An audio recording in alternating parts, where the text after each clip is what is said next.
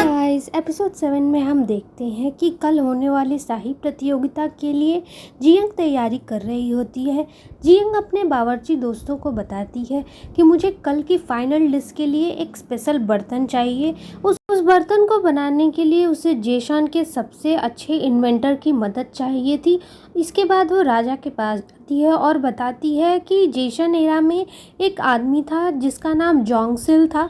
जोंगसिल ही एक ऐसा आदमी है जो इस बर्तन को बना सकता है, लेकिन राजा कहता है कि जोंगसिल तो काफ़ी पहले ही गुजर चुका है, लेकिन जोंगसिल का एक नेफ्यू है जिसका नाम चनसिंग है। अगर तुम चाहो तो मैं तुम्हारे साथ चनसिंग से मिलने के लिए गोंजिसी जा सकता हूँ। महाराज जियंग से पूछते हैं कि तुम्हें आखिर इस खास बर्तन की क्या आवश्यकता है, क्या इसके बगैर तुम खाना नहीं बना सकती हो।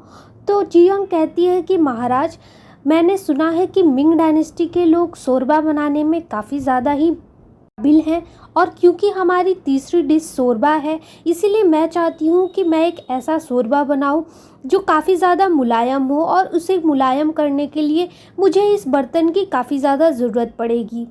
इसके बाद जियंग महाराज के आदेश पर सांगयी के साथ चंगसेन को ढूंढने के लिए गोंगिसी की पहाड़ियों पर जाने लगती है, लेकिन महाराज को इन दोनों को साथ में देखे जलन होने लगती है, क्योंकि एक आदमी कहता है कि ये दोनों एक कपल की तरह लग रहे हैं। तो इसके बाद महाराज सांगयी को वापस महल भेज देता है और कहता है कि तुम महल में जाकर ये कह दो कि मेरी तबीयत खराब है, इसीलिए मैं कुछ दिनों के लिए सभा नहीं करूँगा और मैं जियंग के साथ गुंजिशी की पहाड़ियों पर जा रहा हूँ। इसके बाद हम महाराज को देखते हैं जो कि जियंग, खांगिल और अपने सहायक अंगरक्षक के साथ गोंजिशी की पहाड़ियों पर चनसिंग को ढूंढने के लिए चले जाते हैं।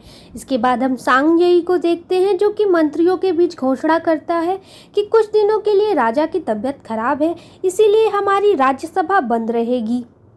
इसके बाद हम राजकुमार जेशन को देखते हैं जो कि अपने मंत्रियों से बातें कर रहा होता है कि अगर ये प्रतियोगिता हम हार जाते हैं तो हम राज्य में ये बात फैला सकते हैं कि राजा राज्य के काबिल नहीं है, और हम उसी वक्त तख्ता पलट कर देंगे। सीन फिर से शिफ्ट होता है और हम महाराज को देखते हैं जो कि जियंग के साथ गुंजिशी की पहाड़ियों में आए हुए रहते हैं। यहाँ पर वो लोग चनसिंग से मिलने के लिए आते हैं, लेकिन चनसिंग के दरवाजे पर एक तख्ती लटकी हुई रहती है। उसमें लिखा रहता है कि कोई भी इस जगह पे आने से पहले 100 बार सोच ले, क्योंकि अगर यहाँ पर कोई आता है तो वो यहाँ से जिंदा वापस लौट कर नहीं जाता है। के बाद राजा यौन ही दरवाजे को खोलता है और वो चनसिंग को आवाज़ लगाता है। तभी हम देखते हैं कि चनसिंग क्योंकि एक आविष्कारक था तो उसने एक कैनन का आविष्कार किया था, और ये लोग देखते हैं कि जैसे ही वो दरवाज़ा खुलता है कैनन में आग लग जाती है और सभी लोग लगता है कि उसमें से गोले बारूद निकलेंगे, लेकिन तभी उसमें से पफ्ड राइस निकलते हैं और यहाँ पर चंगसेन आ जाता है। चनसिंग इन लोगों से कहता है कि अगर तुम लोगों को अपनी जान बचानी है तो तुम लोग यहाँ से वापस चले जाओ। इसके बाद हम जियंग को देखते हैं जो कि सारी बातें चनसिंग को बताती है। चनसिंग उन्हें बताता है कि मेरे चाचा जी ने देश के लिए काफ़ी कुछ किया गया था, लेकिन अंत में आखिर क्या हुआ, मेरे चाचा को देश से इसलिए निकाल दिया गया क्योंकि उनके आविष्कार में एक कमी रह गई थी। इसीलिए मैं इस देश के लोगों से और इस देश के राजा से नफरत करता हूँ। मैं तुम्हारी कोई भी मदद नहीं कर सकता हूँ।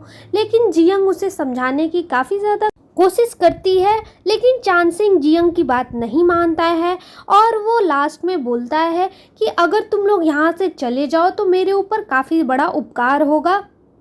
के बाद हम देखते हैं कि जियंग और बाकी सारे लोग बाहर बैठकर चनसिंग का इंतज़ार कर रहे होते हैं ताकि वो मान जाए। यहाँ पे जियंग चनसिंग को उसके पफ्ड राइस में मिलाने के लिए चीनी देती है और वो कहती है कि अगली बार अगर आप कैनन से फायर करें तो इस पफ्ड राइस में चीनी को ज़रूर मिला दीजिएगा, आपकी पफ्ड राइस काफ़ी ज़्यादा स्वादिष्ट बनेगी। इसके बाद हम शाही सखी को देखते हैं जो कि अपनी दासी चुवोल से बातें कर रही होती है।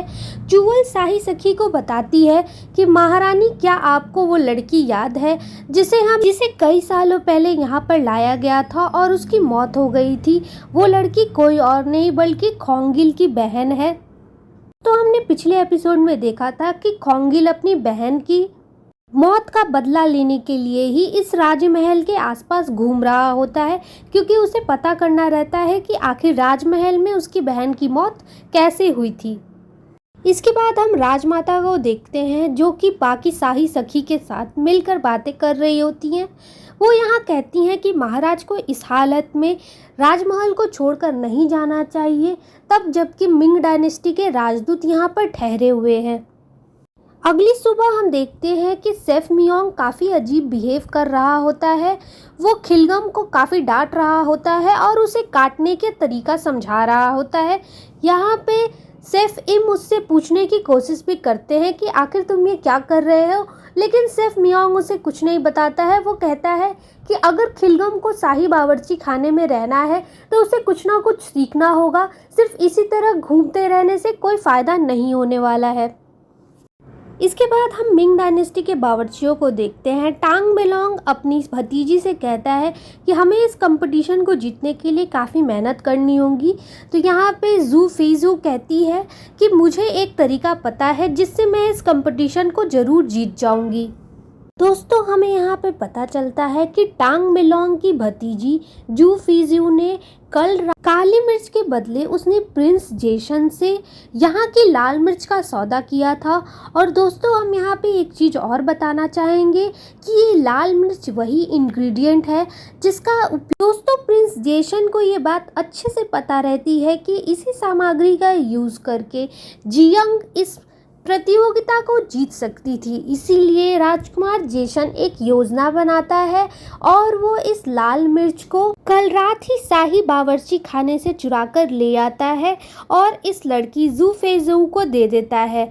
दोस्तों, हमें यहाँ पे पता है कि राजकुमार जेशन ये चाहता था कि इस प्रतियोगिता को जब भी जीते तो मिंग ही जीते, क्योंकि अगर मिंग इस प्रतियोगिता को जीत जाते हैं तो राजा योनही को काफ़ी सारी चीज़ें मिंग को देनी पड़ेगी। और अगर राजा बहुत सारी चीज़ें मिंग को देता है तो आम प्रजा में राजा के प्रति काफ़ी ज़्यादा गुस्से की भावना आ जाएगी, जिसका फ़ायदा वो उठा सकता है और इसी फ़ायदे को उठाकर वो यहाँ का राजा बन सकता है। उसके बाद इधर हम देखते हैं कि बारिश होने पर गोंगिल याद करता है कि किस तरीके से उसकी माँ पैनकेक्स बनाया करती थी बारिश के दिनों में, जो खाकर उसे काफ़ी अच्छा लगता था। इसके बाद गोंगिल बताता है कि चांगसेन भी बुशान का ही है, उसे भी ये चीज़ें काफ़ी ज़्यादा पसंद होगी। तभी जियंग के दिमाग में एक आइडिया आता है। वो सोचती है कि क्यों ना वो पैनकेक्स बनाकर चांगसेन का दिल जीत ले। इसके बाद हम देखते हैं कि जियंग पैनकेक्स बनाती है और पैनकेक्स की खुशबू से चांगसेन वहां पर आ जाता है। जियंग चांगसेन से कहती है कि मुझे पता है कि इस राज्य ने आपके चाचा के साथ जो भी किया वो काफ़ी ज़्यादा बुरा था, लेकिन अगर आप मेरी मदद नहीं करेंगे तो ये राज्य हार जाएगा। और वो चीनी जो मैंने आपको दी थी वो चीनी भी अगर हम जीत जाते हैं तो मिंग डायनेस्टी से हमें वो मुफ्त में मिलेगी। तो अगर आप चाहते हैं कि हम जीत जाएं, आपको हमारी मदद करनी ही होगी। इसके बाद हम देखते हैं कि चांगसेन वो बर्तन बनाने के लिए मान जाता है और इधर जियंग राजा के साथ कुछ सामग्री इकट्ठा कर रही होती है और उधर चांगसेन लोगों के साथ मिलकर बर्तन बना रहा होता है। इधर राजमहल में हम मिंग डायनेस्टी के बावर्चियों को देखते हैं जो कि प्रतियोगिता की तैयारी कर रहा होता है। यहाँ पे मिंग डायनेस्टी की बावर्ची जू फेजो एक अजीब तरीके का मसाला मिलाती है, जिस मसाले के बाद उस खाने का टेस्ट। के बाद हम राजकुमार जेशन को देखते हैं जो कि राजदूत से मिलने के लिए आया हुआ रहता है। वो राजदूत से कहता है कि अगर हम इन दोनों की प्रतियोगिता करवाएं ही ना तो कैसा रहेगा, क्योंकि राजा महल से गायब है और हम इसका फ़ायदा उठा सकते हैं और लोगों को ये बता सकते हैं कि राजा महल से गायब है। इसके बाद लोगों का राजों से ऊपर से विश्वास हट जाएगा। हम देखते हैं कि यहाँ पे मिंग डायनेस्टी का बावर्ची टांग बेलोंग ये सारी बातें सुन लेता है। इसके बाद हम बावर्ची इम और मियोंग को देखते हैं। ये दोनों महल में ऐसे ही बातें कर रहे होते हैं। तभी वहाँ पे एक आदमी आता है और उसे एक पर्ची देता है और कहता है कि महाराज की जान खतरे में है। इसके बाद शाही बावर्ची उस पत्र को शाही राज्य मंत्री को दे देते हैं। शाही राज्य मंत्री ये बात शाही सचिव को बताता है। इसके बाद हम देखते हैं कि शाही सचिव कुछ सैनिकों को लेकर गौनजीसी के पहाड़ियों में चला जाता है। के बाद हम देखते हैं कि चांद सिंह जियंग के लिए वो बर्तन बना देता है, लेकिन वो लोग जैसे ही निकलने वाले रहते हैं तभी वहाँ पे कुछ आक्रमणकारी आ जाते हैं और वो लोग महाराज और उनके सैनिकों के ऊपर हमला कर देते हैं। बोंगिल महाराज से कहता है कि महाराज आप जल्दी से जल्दी जियंग को लेकर यहाँ से बाहर निकलिए। तभी हम देखते हैं कि इसी मुठभेड़ में जियंग के हाथ से प्रेशर कुकर का ढक्कन नीचे गिर जाता है और तभी चांद सिंह कहता है कि तुम प्रेशर कुकर के ढक्कन की चिंता मत करो, मैं वो ढक्कन तुम्हारे लिए ज़रूर लेकर आऊँगा। इसके बाद हम देखते हैं कि जियंग और महाराज वहाँ से चले जाते हैं। थोड़ी देर बाद हम देखते हैं कि महाराज के अंगरक्षक और सांगजेई मिलकर सारे आक्रमणकारियों को भगा देते हैं। फिर ये लोग महल के लिए निकल जाते हैं क्योंकि थोड़ी ही देर में प्रतियोगिता शुरू होने वाली थी। इधर हम महल में देखते हैं कि प्रतियोगिता की तैयारी शुरू हो चुकी थी और ये लोग काफ़ी ज़्यादा घबरा रहे थे क्योंकि अभी तक यहाँ पे जियंग नहीं आई हुई रहती है और जियंग के साथ महाराज भी अभी तक महल में नहीं आए हुए रहते हैं। इसके बाद हम देखते हैं कि जैसे ही एक हो जाता है तभी वहाँ प्रतियोगिता को स्टार्ट करने की घोषणा कर दी जाती है, लेकिन टांग मेलोंग बीच में आता है और कहता है कि महाराज अभी भी 1 घंटा बचा हुआ है, कृपया हमें 1 घंटा और दे। तब तक अगर इनके बावर्ची आ जाते हैं तो हमें काफ़ी ज़्यादा खुशी होगी क्योंकि हम ऐसे लोगों से प्रतियोगिता करना चाहेंगे जो हमारे काबिल होंगे और जब तक इनका शाही बावर्ची नहीं आ जाता हम प्रतियोगिता शुरू नहीं करेंगे। के बाद हम राजा योनही को देखते हैं जो कि जियंग के साथ महल में आ रहा होता है। वो जियंग से कहता है कि चांद सिंह ने अगर उस बर्तन का ढक्कन नहीं लाया तो तुम क्या करोगी।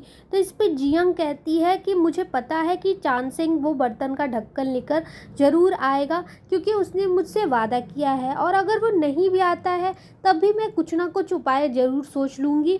इसके बाद हम देखते हैं कि जियंग और महाराज के वहाँ पर आने पर बाकी सारे बावर्ची काफ़ी ज़्यादा खुश हो जाते हैं और एपिसोड यहीं पे ख़त्म हो जाता है। दोस्तों नेक्स्ट एपिसोड देखने के लिए आप हमारे चैनल को ज़रूर सब्सक्राइब करिए। Thank you for watching.